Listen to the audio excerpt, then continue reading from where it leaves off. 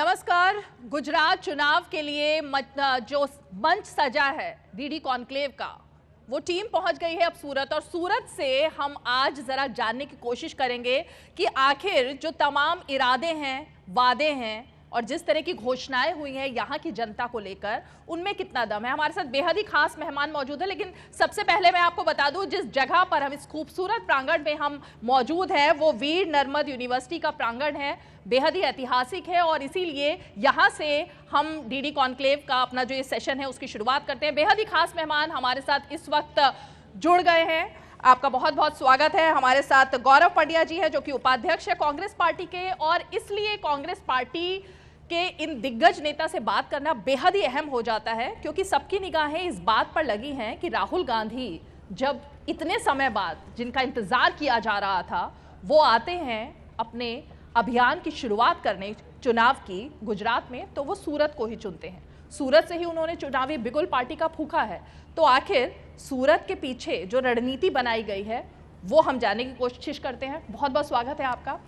सबसे शुरुआत में मैं यही पूछूंगी आपसे, सूरत में जो पार्टी का इतिहास बता रहा है, बहुत अच्छी तस्वीर दिखाई नहीं दे रही थी।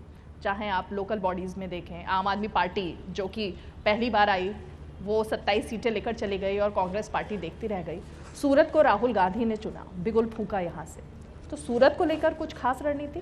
सूरत मैं कहूँगा कि सूरत को नहीं चुना, पूरे दक्षिण गुजरात को चुना है। और हमारा जो दक्षिण गुजरात का इलाका है वो ज़्यादा ट्राइबल एरिया है, आदिवासी लोग हैं, गरीब लोग हैं, समाज के पिछड़े वर्ग के लोग हैं। तो हम सामाजिक उत्थान की ओर हमेशा कांग्रेस इसका ध्यान रखती है कि सामाजिक उत्थान की ओर आगे बढ़े, और कांग्रेस की फिलॉसफी, कांग्रेस की पॉलिसी यही रही है कि समाज के उस वर्ग का पहले ध्यान दिया जाए जो कि अभी भी अपने आप को पिछड़ा हुआ महसूस कर रहा है। और इसलिए न सिर्फ इस चुनाव में, हर चुनाव में आप इतिहास देख लेंगे तो चुनावी शुरुआत कांग्रेस की ओर से हमेशा ही साउथ गुजरात में होती है और ट्राइबल इलाकों में से होती है। सूरत डिस्ट्रिक्ट में कल ज़रूर हमारी मीटिंग हुई, बट वो बहुधा पूरा आदिवासी क्षेत्र है और वहाँ से आदरणीय राहुल जी ने अपनी इलेक्शन कैंपेन शुरू की। गौरव जी, सूरत के बारे में कहा जाता है यहाँ पर हर आदमी एक जौहरी की तरह है, वो पहचान जाते हैं कि आखिर हीरा कहाँ पर है। तो आप क्या पहचान पा रहे हैं, कांग्रेस के लिए हीरा कहाँ छुपा है इस चुनाव में? अब मैंने इनडायरेक्टली पहले ही बोल दिया, कांग्रेस के लिए दक्षिण गुजरात में, साउथ गुजरात में हीरा छुपा है पूरे ट्राइबल प्रदेश में। और जिस तरह से जो माहौल बन रहा है उससे हम बिल्कुल हमें पूरा भरोसा बन गया है कि अब की बार जो जिस प्रकार के परिवर्तन की हम आशा रखते हैं, उस परिवर्तन की शुरुआत इस क्षेत्र से ही होगी। लेकिन गौरव जी, ये जो आप इतना बड़ा जो आप कह रहे हैं कि यहीं से शुरुआत कांग्रेस की होगी, इस वक्त जिस स्थिति में कांग्रेस है, कांग्रेस पार्टी के जो तमाम आपके यहाँ के नेता हैं, कार्यकर्ता हैं, वो कह रहे हैं कि पार्टी पूरी लगन के साथ तो अभी तक खड़ी ही नहीं हुई। जब 10 दिन बचे हैं तब यहाँ राहुल गांधी आते हैं। जो जोश दिखना चाहिए, बाकी पार्टियां कितनी आगे निकल चुकी हैं, कहाँ पर हैं आप लोग? इसका जवाब मैं नरेंद्र मोदी जी के लफ्ज़ों में ही कह देता हूँ। खुद उन्होंने अपनी पार्टी की मीटिंग में ये कहा था कि कांग्रेस वाले अपने तरीके से अंदरूनी रूप से बहुत आगे बढ़ चुके हैं। अब चुनाव में ये ज़रूरी तो है नहीं कि हम नुमाइश करें, तो हमारा कैडर जो है, हमारे जो वर्कर्स हैं, हमारे जो शुभेच्छक हैं, हमारे साथ हैं लगे हुए, वो अपने तरीके से ग्रास रूट पे काम कर रहे हैं। और शायद उसी ग्रास रूट काम की वजह है कि आज बीजेपी खुद प्रधानमंत्री के नेतृत्व में एक बौखलाई हुई पार्टी नज़र आ रही है। एक गुजरात के इलेक्शन के लिए जहां आप इतने साल से पावर में है, कितना क्या क्या हो रहा है, क्या क्या कर रहे हैं, इसका दैट इटसेल्फ वो ये खुद बता रहा है कि कहीं ना कहीं कोई घबराहट है, कोई बौखलाहट है, कहीं उनके पास उनके जो आईबी है और उनका निजी जो कुछ भी तंत्र होगा, उसमें से उनको जो फीडबैक मिला है यही मिला है जो मोदी जी ने अपने बयान में अपनी पार्टी के कार्यकर्ताओं को संबोधित करते हुए कहा था। शायद वो उनको अब पूरा महसूस हो रहा है और इसीलिए इतने बड़े पैमाने पर ये इनका कैंपेन चल रहा है। मैं समझता हूँ कि गुजरात की जनता अब समझ चुकी है, गुजरात की जनता ये पहचान चुकी है, ये जान चुकी है कि इन खोखले वादों में से कुछ होना नहीं है। और आई वुड से कि they are overdoing all these things and उसकी वजह से मतदारों को ज़्यादा सोचने पर मजबूर कर रहे हैं कि इतनी क्या है ये। हर रोज़ कोई केंद्रीय मंत्री आता है, हर रोज़ कोई मुख्यमंत्री आता है, कोई रोड शो होता है। अभी परसों 1 घंटा नेशनल हाईवे रोक दिया गया। अब ये तो अनहर्ड है। चुनाव तो 70 साल से देश में हो रहे हैं, लेकिन किसी चुनावी जनसभा के लिए 1 घंटा नेशनल हाईवे रोक दिया जाए, 9 घंटा स्टेट हाईवे रोक दिया जाए, तो इसका मतलब यह है कि कहीं ना कहीं कुछ ऐसे इश्यूज हैं कि जिसकी वजह से डर पैसा घुस गया है कि हम हार रहे हैं। गौरव जी, यहाँ पर मैं आपको रोकना चाहूँगी क्योंकि आपने जो ये बात कही, जब बीजेपी के नेताओं का हम इतिहास देखें, उनकी रैलियों का, उनके कैंपेन का, तो सिर्फ गुजरात नहीं बल्कि जब से पार्टी सत्ता में है, केंद्र में हो या तमाम जगहों पर, ये तो एक तरीके से उसकी पॉलिसी ही रही है। चाहे उत्तर प्रदेश का चुनाव हमने देखा, हिमाचल का तो अभी हुआ, गोवा, उससे पहले उत्तराखंड, प्रधानमंत्री लगातार कैंपेन करते हैं और तब भी आपकी पार्टी की तरफ से ये सवाल उठाते रहे हैं आप लोग कि इतना ज़्यादा प्रचार क्यों।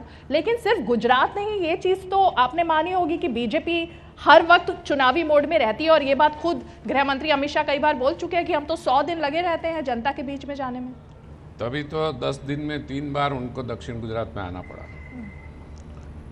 लास्ट 10 दिन का इतिहास, 15 दिन का इतिहास आप देख लीजिए कि प्रधानमंत्री जी खुद 3 बार अगर उनको आना पड़ा, तो इसका मतलब यह है कि वो जो बात करते हैं कि हम 100 दिन इसी में लगे रहते, वो बात का कोई वजूद नहीं दिख रहा है। उस बात में ऐसा ही खोखलापन है जो और बातों में बीजेपी का होता है और सरकार का होता है। तो गौरव जी, आपने कहा कि हम तो मतलब दूसरे तरीके से इस बार प्रचार अभियान कांग्रेस का चल रहा है, जो जरूरी नहीं है नुमाइश की जाए। तो पिछले 5 सालों में ये स्ट्रेटेजी क्यों बदलना पड़ी कांग्रेस को? क्योंकि पिछली बार राहुल गांधी 42 रैलियां की उन्होंने 2017 में, यहाँ तक आकर के हर जगह पर राहुल गांधी दिखाई देते थे। इस बार कल 1 की है, तो ये जो अलग बर्ताव है इस बार कांग्रेस के कैंपेन का, ये क्यों है? नहीं, चुनाव के दौरान राहुल जी की इतनी रैलियां नहीं हुई थी। 2017 की बात कर रहा हूँ। 2016 से हमने हमारी तैयारियां शुरू की थी और इस बार भी ये राहुल जी की पहली चुनावी रैली है, लेकिन इसके पहले वो 3 दौरे कर चुके हैं और 3, एक दाहोद में हुआ, अहमदाबाद में हुआ, सौराष्ट्र में हुआ, नॉर्थ में भी हुआ।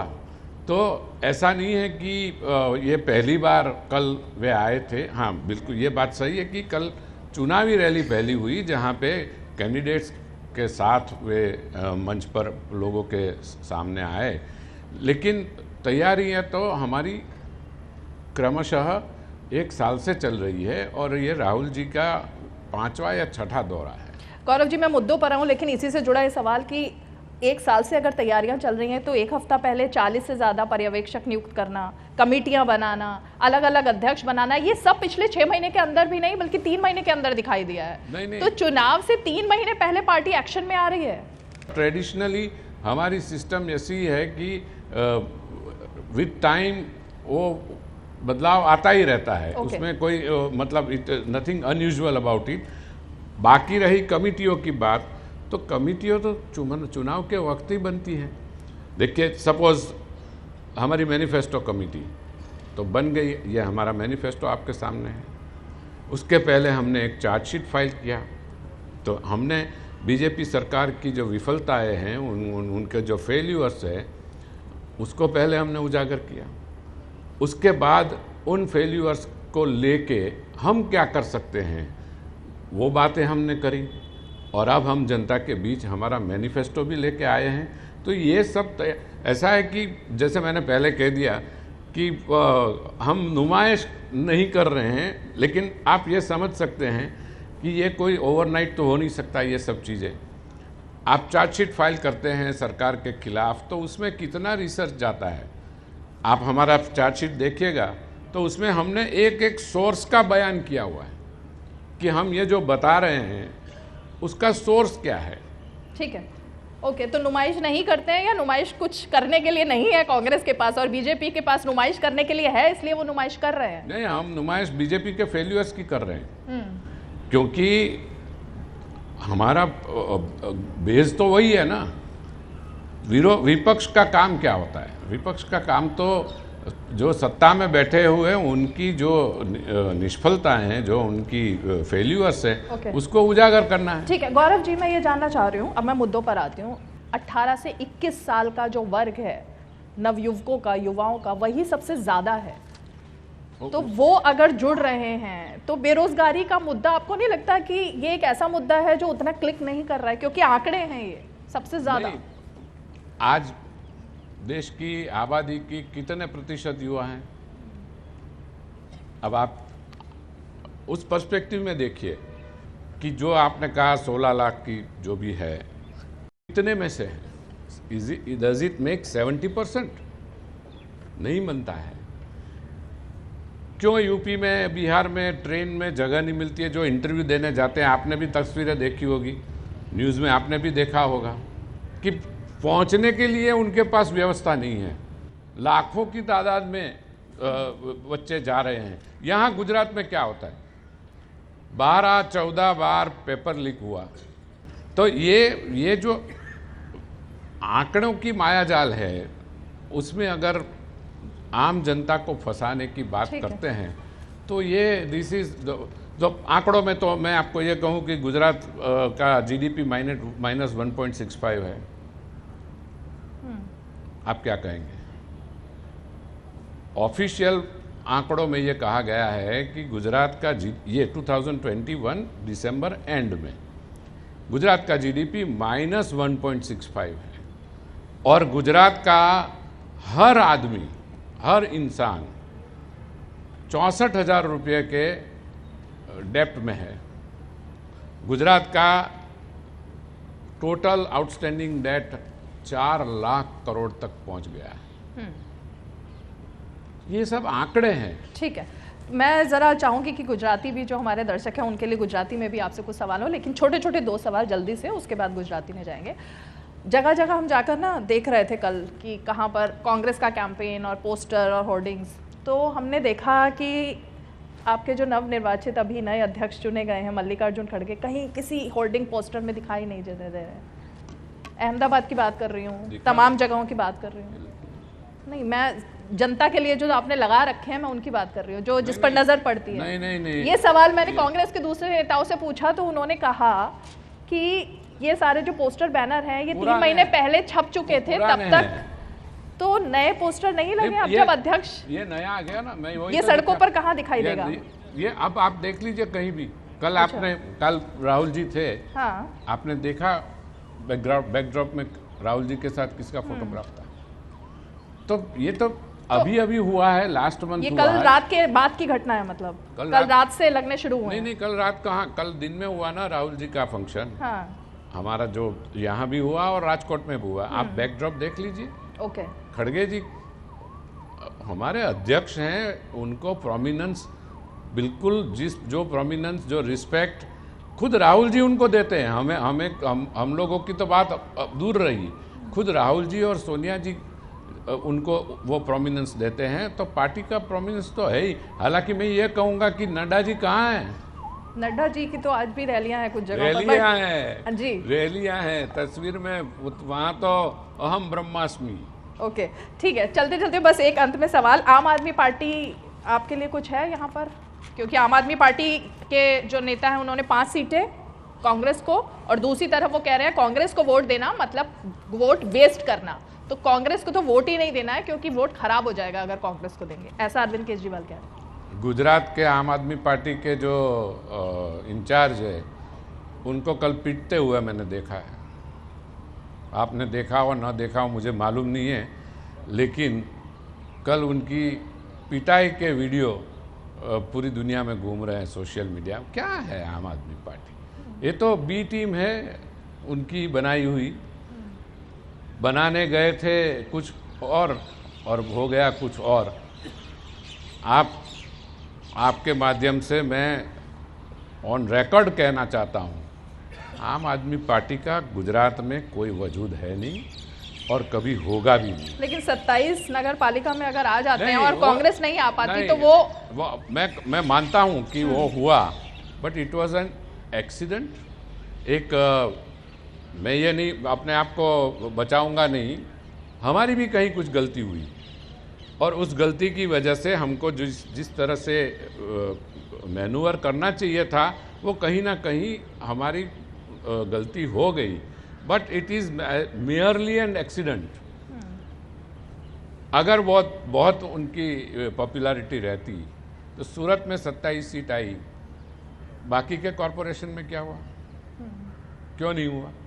So this was an accident and accident do not happen every day. हर रोज ऐसे अकस्मात ऐसे एक्सीडेंट्स नहीं होते, हादसे नहीं होते हैं, इनका कोई वजूद नहीं है। खोखले वादे करना और झूठी बातें करना, बड़ी बड़ी बातें करने से गुजरात की जनता, गुजराती में हम कहते हैं गुजरातनी शाणी जनता आमनी बात में आववानी नहीं, क्योंकि ये जो वादे हैं अब उन्हीं वादों पे वो कितने केसेस का सामना कर रहे हैं, उनके कितने मिनिस्टर जेल में गए। क्यों? पंजाब में सरकार बनते ही पहले 10 दिन में एक मिनिस्टर को करप्शन के चार्ज में भगा देना पड़ा, रिजाइन करवाना पड़ा। क्यों? तो इसकी ये वजह है कि ये सब बातें करना अच्छा लगता है, लेकिन जब आप फील्ड में आते हैं, जब एक्चुअली करने में आते हैं, तो गुजरात की जनता बहुत समझदार है, गुजरात की जनता बहुत सोच समझ के आगे बढ़ती है और इसलिए मैं समझता हूं कि आम आदमी पार्टी का यहां कोई वजूद न था न रहेगा। गौरव जी, उन्होंने आपके लिए 5 सीटें सोची, आप उनके लिए कितनी सोच रहे हैं? Aam Aadmi Party zero and you take it from me, I am putting this on record कि एक्सीडेंट हो गया और कहीं कोई एक्सीडेंटली निकल आया तो ठीक है, बाकी एक भी सीट उनको मिलना मुझे मुमकिन नहीं लग रहा है। और आप लोगों को कितने मिलेंगे? हम सरकार बनाएंगे। लास्ट टाइम हम थोड़े में रह गए थे। 77 तो हमारी खुद की आई थी, 3 हमारे साथियों की आई थी, तो 12 सीटें कम थी। हमें पूरा भरोसा है कि गुजरात के मतदाता वो जो कमी उस दिन रह गई थी, उस कमी को ये 5 साल के बाद भर देंगे और हम सरकार जरूर बनाएंगे। बहुत बहुत शुक्रिया गौरव जी। और मैं अपनी को एंकर के पास जाना चाहूँगी जो गुजराती में आपसे कुछ बात करना चाहेंगी। આપણે જનતાના પણ કેટલાક પ્રશ્નો લઈશું અને આપે આમ આદમી પાર્ટીની જે વાત કરી ગઈ અને આપે કીધું કે ગઈ વખતે 12 જ સીટ આપણને ઓછી પડી હતી, પણ આ ગઈ વખતે તો આખું પાટીદાર આંદોલનની અસર હતી અને એની અસરમાં આખો એક જુવાળ કોંગ્રેસ તરફ આવ્યો હતો, ત્યારે આ વખતે તો આમ આદમી પાર્ટીની પણ હાજરી છે અને એવો કોઈ મુદ્દો હજી સુધી તો દેખાતો નથી, તો આ વખતે કોંગ્રેસ કેવી રીતના એવો દાવો કરી શકે છે કે આટલી વધારે સીટો લાવી શકશે?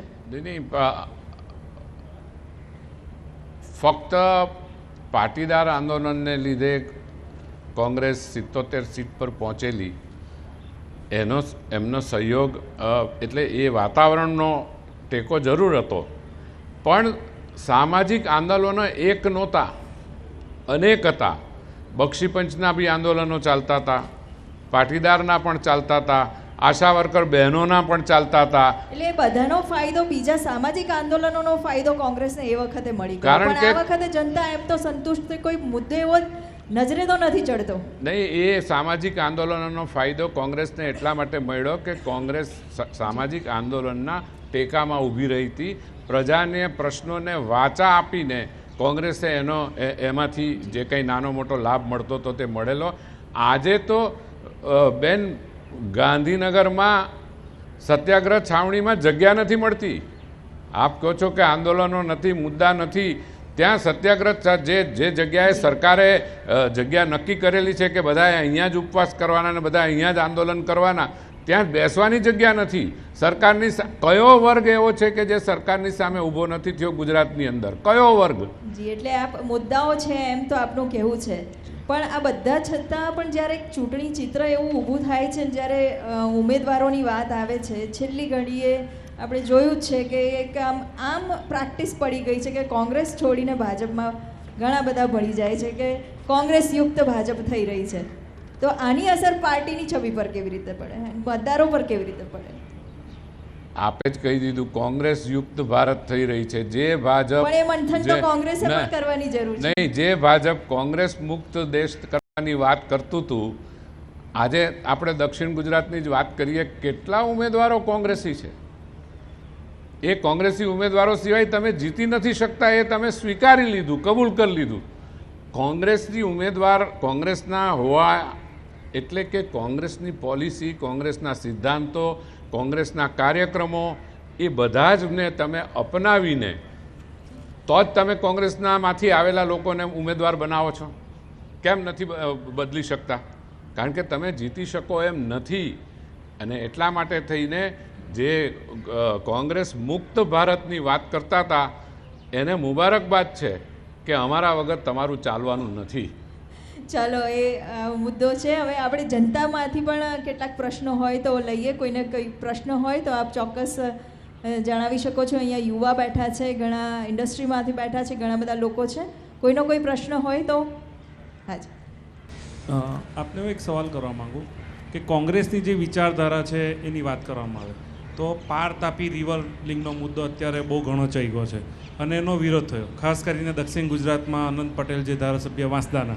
તો એક બાજુ વિરોધ થાય છે અને બીજી બાજુ જ્યારે ચોમાસા દરમિયાન વાંસદાનું કેલિયા અને જૂજ ડેમ જ્યારે ભરાઈ જાય છે, નવા પાણી, નવા નીર આવે અને એ નીરના વધામણા કરવા માટે, એટલે હાર અને નારિયેળ કરવા માટે આ કોંગ્રેસના ધારાસભ્ય આનંદ પટેલ જ જાય છે. એટલે આ ડબલ વિચારધારા કેમ? એ જે ડેમ બન્યા છે એ સ્થાનિક લોકો માટે બન્યા છે, સ્થાનિક ખેડૂતો માટે બન્યા છે, સ્થાનિક પ્રજાના પીવાના પાણી માટે થઈને બનેલા છે. લિંક પ્રોજેક્ટ છે પાર નદીનો. હું વલસાડમાં રહું છું. પાર નદીનું પાણી દરિયામાં જાય છે. એને રોકીને વલસાડને તો પાણી પીવડાવો. હવે એ જ પાણી જો તમે વલસાડ આજુબાજુના વિસ્તારને પૂરું પાડો તો અમારો જે કાંઠો વિસ્તાર છે કે જ્યાં ખારપાટ છે, જ્યાં ખેડૂતોને સિંચાઈનું પાણી ઉપલબ્ધ નથી, ત્યાં આરામથી સરળતાથી એ પાણી પહોંચી શકે એમ છે. પાણી મોભે ચડાવો કે એને તમે નર્મદાની સાથે લિંક કરીને લઈ જવાના, અને એ લિંક કરવા માટે થઈને જમીન કોની જવાની?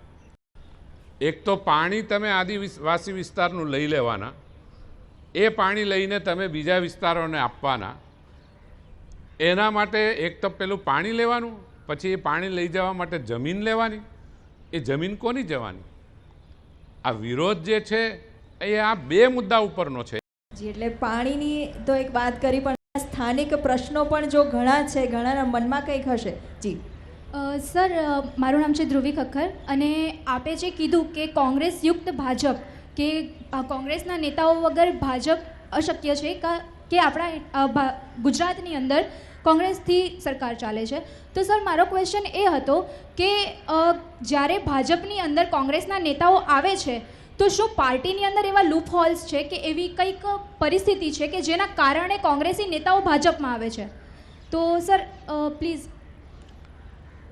કોંગ્રેસી નેતાઓ ભાજપમાં શું કામ જાય છે એનો ઇંગ્લિશમાં બે શબ્દમાં જવાબ આપું, ફક્ત બે જ શબ્દ, તો એને ઇન્ડિવિજ્યુઅલ ગ્રીડ કહેવાય. ગુજરાતીમાં એનું ટ્રાન્સલેશન છે અંગત સ્વાર્થ. આના સિવાય બીજો કોઈ જ કારણ નથી. ઇટ ઇઝ પ્યોરલી એક પણ મને એવો નેતા બતાવો, એક પણ જે કોંગ્રેસમાંથી ગયો હોય એ કોઈ સિદ્ધાંત પર ગયો હોય, કોઈ મુદ્દા પર ગયો હોય કે મારા વિસ્તારમાં આ કામ કરવાનું હતું એ નથી કર્યું એટલે હું ભાજપમાં જાઉં છું. મારી પહેલેથી મારો આ બાબતમાં વિરોધ હતો અને છતાં પણ એ નથી થયું એટલા માટે હું જાઉં, એવું છે જ નહીં. એવરી ઇન્ડિવિજ્યુઅલ જે ગયા છે એ કાં પદ માટે થઈને, કાં સત્તા માટે થઈને, અને કાં એમના પર થયેલા પોલીસ અને અન્ય કેસોમાંથી છુટકારો મેળવવા માટે ત્યાં ગયા છે. એટલે it is a pure and simple case of individual greed and nothing else. જી, આ વાત આપે કહી, પણ આમાં પણ ક્યાંક આપણે જોઈએ તો જે રીતના ભારતીય જનતા પાર્ટીનું સંગઠનનું કામ છે ને સંગઠન શક્તિ છે, તો આ સંગઠનની બાબતમાં પણ કોંગ્રેસ ક્યાંય ઊણી નથી ઉતરતી, જેના કારણે પણ જઈ શકે જો સંગઠનને તમારા પોતાના જ કાર્યકરોને જાળવી રાખવામાં જો પાર્ટી નિષ્ફળ જાય તો એ સંગઠન કેવું? સંગઠનનો દાખલો આપું. હમણાં જ બંને પક્ષના અધ્યક્ષની વરણી થઈ. કોંગ્રેસનું સંગઠન કેટલું જીવંત અને જાગૃત છે કે અમે બધા જાહેરમાં મત આપવા ગયા. ભારતીય જનતા પાર્ટીમાં એ મત આપવાની પ્રક્રિયા ક્યાંય થઈ? આવ્યું, જાહેર કરી દીધું, થઈ ગયા, નડ્ડાજી પ્રમુખ થઈ ગયા. ભાઈ, પ્રક્રિયા શું? એકચ્યુઅલી તો ઇલેક્શન કમિશન ઓફ ઇન્ડિયાએ આ વખત આ બાબતને ધ્યાન પર લેવી જોઈએ. અને મારો આ બહુ ગંભીર આક્ષેપ છે કે રિપ્રેઝન્ટેશન ઓફ પીપલ એક્ટની અંદર એવી જોગવાઈ છે કે દરેક પક્ષની ડેમોક્રેટિકલી ચૂંટણી થવી જોઈએ. એની કાળજી ઇલેક્શન કમિશન ઓફ ઇન્ડિયાએ રાખવાની, અને જે પક્ષ જો આવી રીતે ચૂંટણી કરવામાં નિષ્ફળ જાય તો એની માન્યતા રદ કરવી જોઈએ. તપાસ તો કરો. એટલે કોંગ્રેસમાં બિલકુલ લોકતાંત્રિક રીતે વરણી થાય છે એવું આપનું કહેવું છે.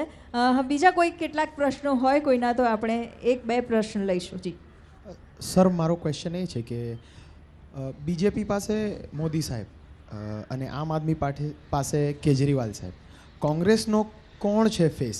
કોંગ્રેસનો ફેસ સર પબ્લિકમાં નથી. રાહુલ ગાંધી સાહેબની ઇમેજ એવી છે કે કોંગ્રેસને લોકો એમના કારણે કદાચ એવું લાગે છે કે વોટ નથી આપી રહ્યા. અને યુથ લીડરશિપમાં પણ પ્રોબ્લેમ છે. જેમ રાજસ્થાનમાં થયું કે અશોક ગેહલોત સાહેબને એમ કીધું કે તમે સીએમ પદ છોડો, અને સચિન પાયલટ સાહેબને આગળ કરવાની વાત આવી, ત્યારે પણ પાર્ટીના અંદર જ એટલા ડિસ્પ્યુટ ચાલતા હતા કે એ નહીં થયું.